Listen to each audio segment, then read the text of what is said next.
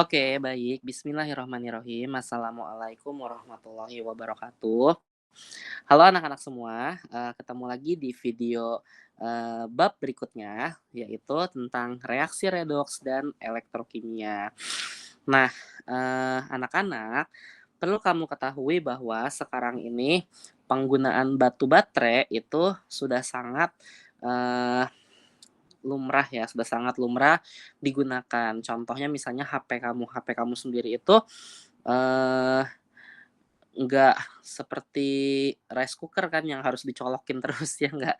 Kita bisa bawa kemana mana HP kita karena ada batu baterai yang selalu menyimpan energi listrik. Nah, tahukah kamu bahwa di dalam batu baterai itu sendiri ada sebuah reaksi kimia yang bekerja untuk dapat bisa terus menghasilkan arus listrik. Nah, salah satunya nanti kita akan pelajari di materi tentang reaksi redoks dan elektrokimia.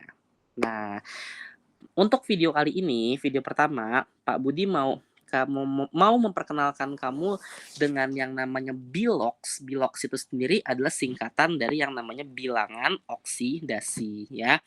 Mungkin gampangnya anak-anak, bilox itu sendiri adalah sebuah muatan. Jadi kalau misalnya Pak Budi punya Na+, oh ya berarti biloxnya adalah +1. Kalau Pak Budi punya Mg2+, berarti biloxnya adalah +2, ya. Nah, kalau Bapak punya Cl-, ya berarti biloxnya adalah -1, dan seterusnya ya.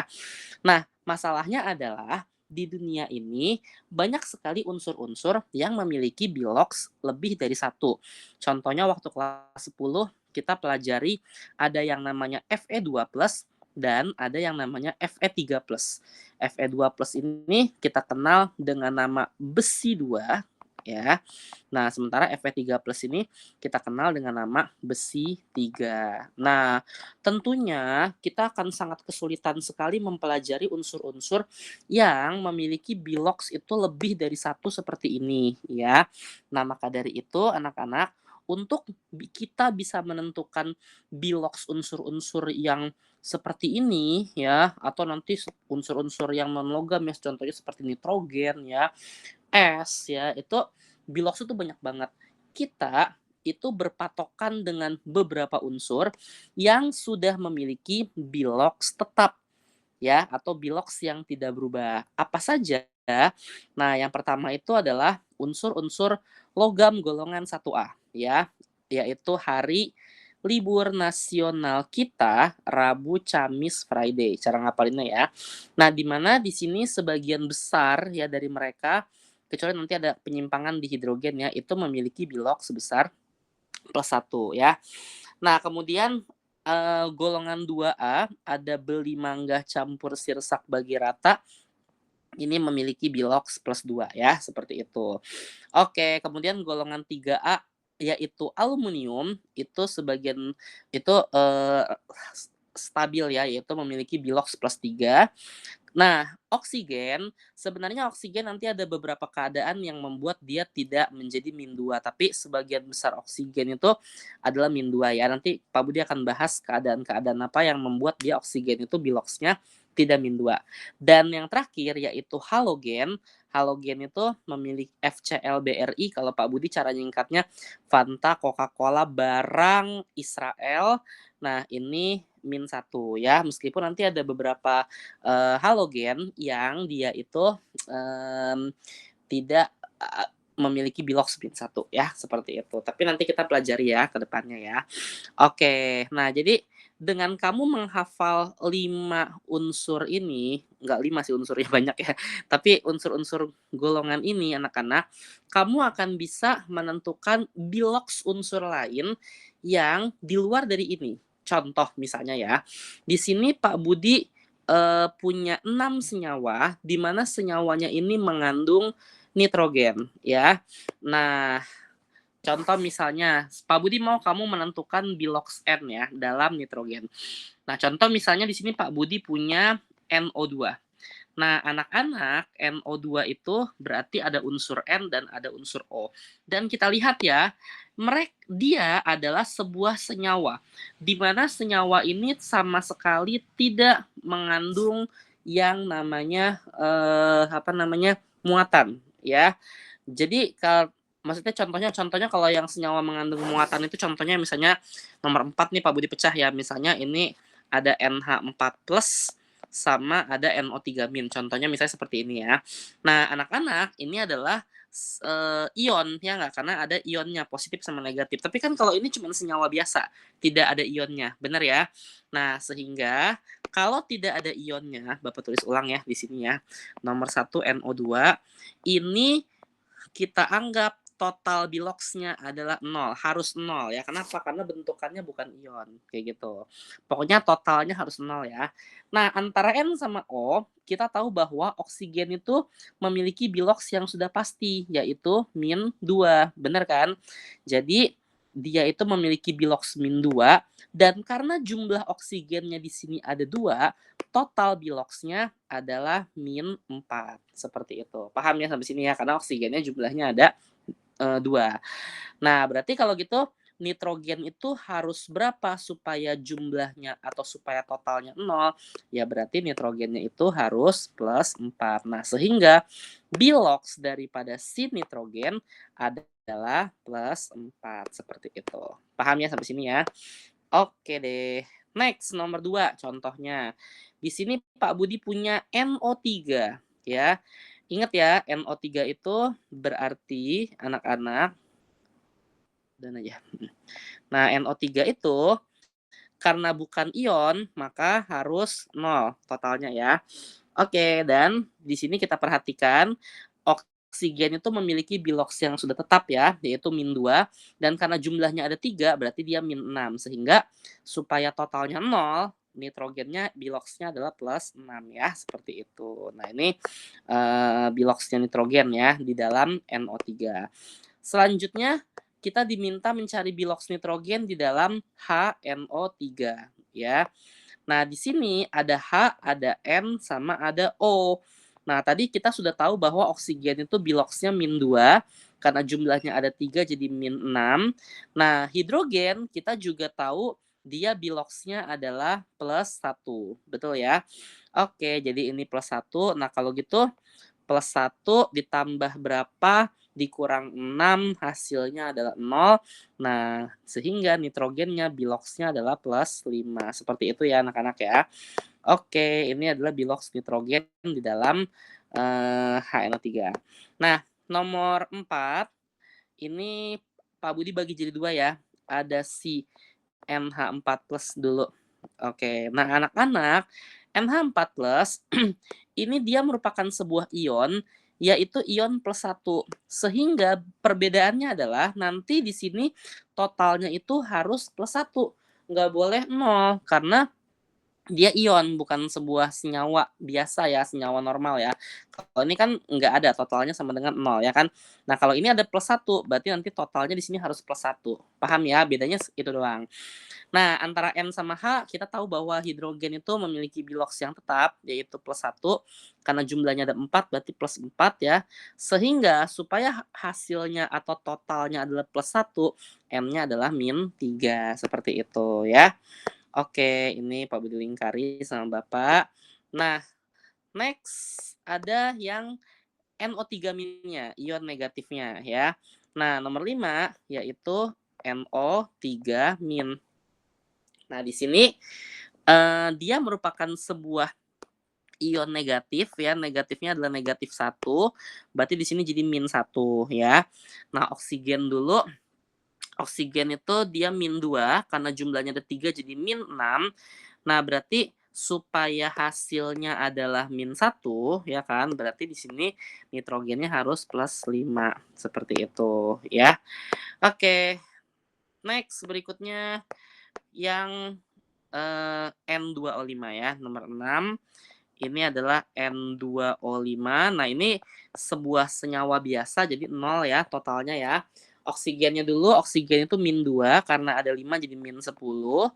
Berarti si nitrogennya itu +10. Nah, tapi anak-anak, kita harus perhatikan juga di sini, nitrogen itu +10 kalau dia itu jumlahnya ada 2. Nah, sementara kan ini kita cuman disuruh mencari bilox nitrogen, ya enggak? atau bahasa bapaknya tuh dalam keadaan nitrogennya itu satuan ya. Nah, +10 kalau misalnya dia nitrogennya ada 2. Berarti kalau nitrogennya cuman ada 1, biloxnya cuman +5. Nah, bilox yang dimaksud di sini adalah bilox dalam keadaan si nitrogennya itu cuman 1 gitu ya, cuman satuan. Jadi, kita bagi dulu, 2 ya, supaya kita tahu bilox satuannya berapa, kayak gitu. Nah, terakhir anak-anak, nomor 7, N2 doang. Nah, anak-anak, ketika dia itu merupakan sebuah unsur ya, bukan senyawa, otomatis biloxnya itu sudah pasti 0 ya. Ini berlaku untuk semuanya. Contoh nih, misalnya nih ya, Na. Kita tahu bahwa Na itu memiliki bilox +1, tapi ketika dalam sebuah senyawa, contohnya misalnya NaCl ya. Oh ya udah berarti Na-nya +1, Cl-nya -1 sehingga hasilnya adalah 0. Bener kan ya? Seperti itu. Itu kalau misalkan dia itu wujudnya adalah senyawa. Tapi kalau misalnya Na itu cuman berupa unsur, ya sudah. Meskipun dia itu punya bilox +1, tapi biloxnya ini kan tadi berlakunya cuman buat keadaan kalau dia berupa senyawa kan. Ya sudah biloxnya sudah pasti 0 ya. Mg meskipun di sini punya bilox +2, tapi karena dia unsur pasti 0. Ngerti ya? Jadi di sini kamu harus pahami bahwa ketika dia itu merupakan sebuah unsur, ya, apapun itu unsurnya, biloxnya sudah pasti 0. Bisa dipahami ya? Sampai sini anak-anak sekalian ya. Oke. Nah, sekarang Pak Budi mau bahas terkait, nah tadi kan Pak Budi bilang hidrogen itu kan hidrogen itu memiliki bilox +1, tapi nanti ada satu keadaan di mana si hidrogen ini dia, biloxnya jadi -1 ya.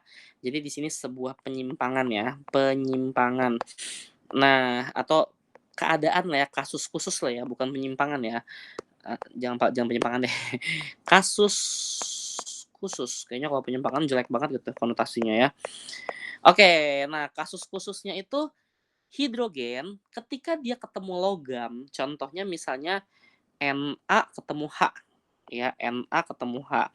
Nah, ini kan mestinya biloxnya +1 +1, tapi anak-anak ingat ya bahwa dia itu adalah sebuah senyawa. Ketika sebuah senyawa, totalnya harus 0. Kalau kita +1 +1 dua-duanya, ini nggak jadi 0, ya nggak? Jadi +2. Nah, maka salah satunya kalau seperti ini harus ada yang ngalah. Siapa yang ngalah? Yang ngalah kita utamakan dulu si logam. Nah, kan kita tahu bahwa hidrogen itu merupakan gas, bukan sebuah logam, bener nggak? Nah, jadi anak-anak kalau misalkan seperti ini, kita utamakan +1-nya di Na, ya hidrogen sisanya supaya dia 0, hidrogennya adalah -1. Nah, jadi ini kasus khusus ketika hidrogen itu ketemu sebuah logam seperti ini. Nah, ini, membuat biloxnya itu tidak jadi +1 tapi jadi -1. Kasusnya inilah senyawa ini disebut dengan senyawa hidrida, seperti itu, ya. Nah, kasus yang kedua, itu ditemukan pada oksigen. Nah, seperti yang kita ketahui, oksigen itu sendiri, dia itu biloxnya -2, hampir sebagian besar tuh biloxnya -2. Contohnya misalnya, Na2O ya, Na2O. Nah ini, kan harus sama dengan 0 kan.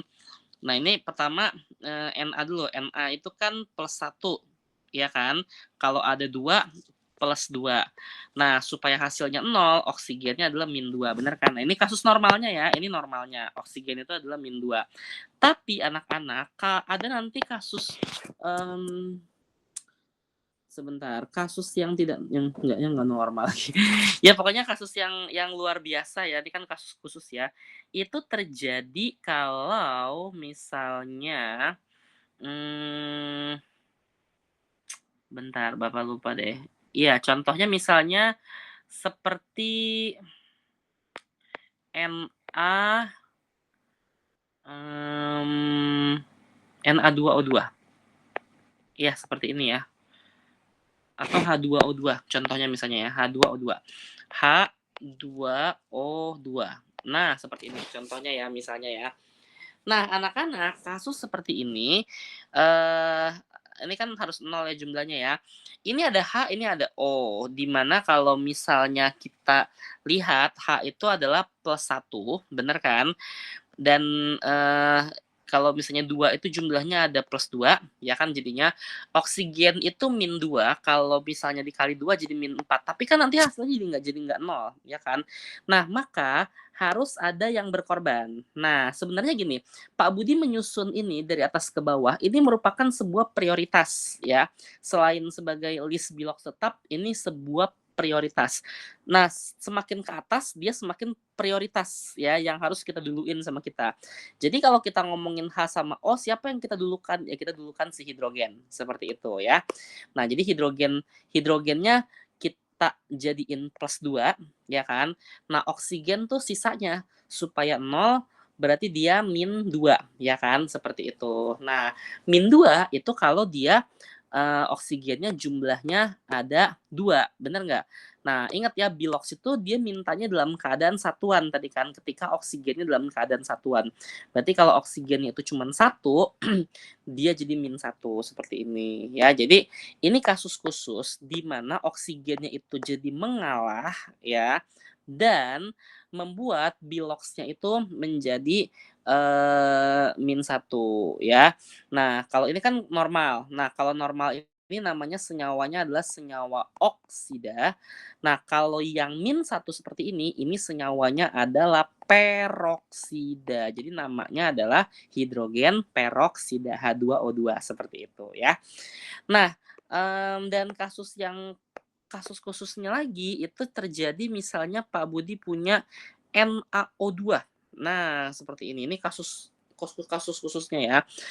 Kan sama dengan 0, ya enggak? Nah, ini karena ini +1, ini -2 kali 2 itu -4, jumlahnya nggak 0. Berarti kalau kayak begini harus ada yang ngalah, bener nggak? Nah, siapa yang kita prioritaskan? Karena Na itu posisinya di atas, oksigen adanya di bawah, berarti kita prioritaskan dulu si Na ya. Nah, di sini Na-nya +1, berarti supaya 0 ya ini -1. -1 ketika jumlahnya ada 2. Berarti kalau jumlahnya ada 1, dia jadi -setengah, ya enggak? Nah, jadi ada satu kejadian khusus di mana oksigen itu Biloxnya menjadi -setengah seperti ini namanya adalah senyawa superoksida, seperti itu, ya. Nah, jadi, ini kejadian khusus ya yang terjadi pada hidrogen sama pada oksigen, seperti itu. Nah, anak-anak sebenarnya nanti ada lagi satu lagi yaitu halogen, tapi halogen ini bener-bener paling bawah, prioritas terakhir. Contoh misalnya ya, Pak Budi di sini punya, NaClO4 contohnya nih, NaClO4. Nah, ini sudah bisa kita pastikan anak-anak, eee prioritas pertama adalah Na, benar ya? Na itu +1, seperti itu. Kalau nanti kasusnya seperti ini ya. Terus antara Cl sama O, kita prioritaskan dulu oksigen. Oksigen itu -2, -2 dikali 4 berarti -8. Nah, sehingga nanti golongan 7A itu cuman sisanya, gitu loh. Supaya hasilnya 0 ya berarti Cl-nya +7, begitu ya. Jadi, kalau misalnya FCl-BRI ini benar-benar prioritas terakhir ya. Jadi ketika kamu ketemu unsur dengan 3 Bilox yang sudah ada di list Bilox yang tetap, nah Cl ini paling terakhir, sisanya gitu ya. Paham ya sampai sini ya? Oke, sip. Mungkin video pertamanya sampai sini dulu. Nah, Pak Budi mau kamu kerjakan soal nomor 1. Nah, sekarang Pak Budi di sini punya dari ada 10 macam senyawa ya, di mana 10-10-nya itu mengandung S. Nah, Pak Budi mau kamu mencari Bilox S di dalam 10 senyawa ini, ya. Oke, itu mungkin yang bisa Pak Budi sampaikan untuk di pertemuan, kali ini. Kurang lebihnya Pak Budi mohon maaf. Wabillahi taufiq wal hidayah. Assalamualaikum warahmatullahi wabarakatuh.